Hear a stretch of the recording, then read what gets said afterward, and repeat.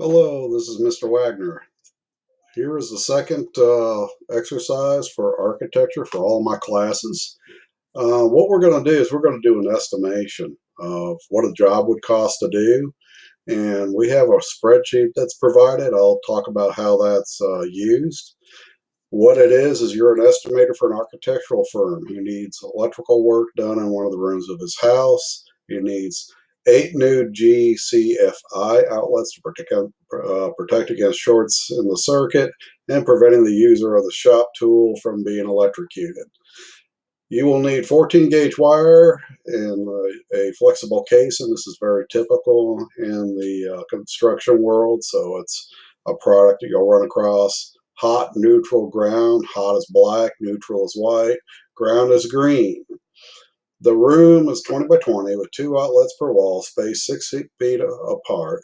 You will need 120 feet of wire, 8 outlet casings. That's where you put the actual outlet in.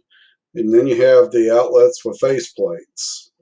There's a carpenter who will assist with making the holes and repairing the channels and holes in the wall. The carpenter believes he could do everything for $65 an hour at 8 hours for the whole job. The electrician needs 12 hours at $85 per hour to do his job.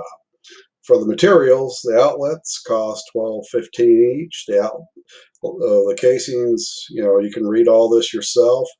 This is the important part, is you use the Excel template to estimate your cost. After that, the firm wants to make a 30% margin. So what you're going to need to do is you're going to need to put 30% on top of this.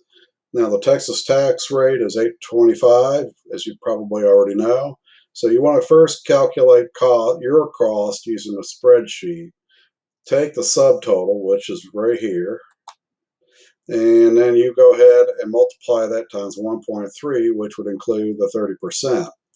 And then you would multiply that number by 1.0825, which includes the state tax. What number did you get? That's important.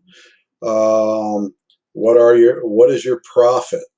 And it's a spreadsheet. If the spreadsheet's too confusing, you can just do this with a calculator.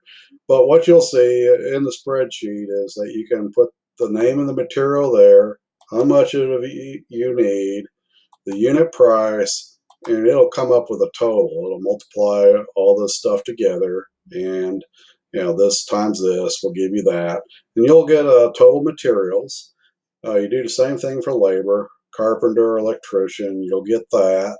And there are no miscellaneous charges, but you're going to get a subtotal, and that subtotal is what you're going to go ahead and multiply times 1.3. Okay, there's no discount involved because we're trying to keep this simple.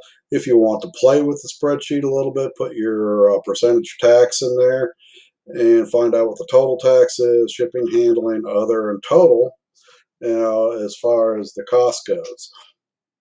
If you want to play with it further, you take all these costs, and including the electrician labor rate and the carpenter labor rate, multiply those by 1.3 and then plug them in here, and then you would actually get the proposal that you would give the client. So this is just a short explanation, and I wanted to talk about the problem and how to use a spreadsheet. This is something very typical in the building world and the architectural world. Estimating is an important piece of all this. So with that being said, this concludes the video.